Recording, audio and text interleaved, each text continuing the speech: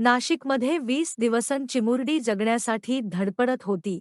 जिल्ह्यातील सटाणा तालुक्यात असलेल्या लखमापूर येथील 6 वर्षांच्या चिमुरडीचा उकळत्या तेलाच्या कढईत पडून भाजल्याने मृत्यू झाल्याची दुर्दैवी घटना समोर आली आहे. 22 तारखेला चिमुकली उकळत्या तेलाच्या कढईत पडल्याची घटना घडली होती. त्यानंतर चिमुकलीची मृत्यूसोबत सुरू असलेली अनेक दिवसांची झुंज अखेर अपयशी ठरली. उपचार सुरू असतानाच तिची प्राणज्योत मालवली.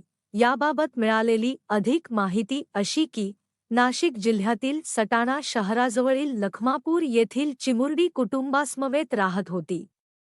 22 तारखेला सायंकाळी घरी स्वयंपाक करण्याचे काम सुरू होते. याच वेळी मोठ्या कढईत शेव काढण्याचे कामही सुरू होते. चिमुरडी उकळत्या तेलाच्या कढईत पडल्याने गंभीर जखमी झाली. तिला तातडीने लखमापूर येथील रुग्णालयात दाखल करण्यात आले.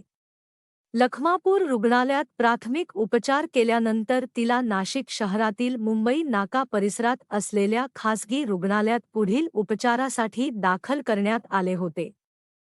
दरम्यान या खाजगी रुग्णालयात काही दिवस उपचार केल्यानंतर तिला नाशिकमधील आज आडगाव भागात असलेल्या मेडिकल कॉलेज रुग्णालयात दाखल करण्यात आले. मात्र उपचार सुरू असताना तिचे निधन झाले.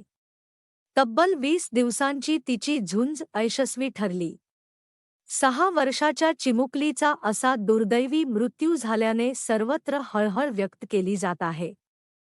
चिमुरडी दुर्दैवानं उकळत्या तेलाच्या कढईत पडल्यानंतर भाजली गेली आणि तिला उपचाराकरिता तात्काळ रुग्णालयात दाखल करण्यात आलं.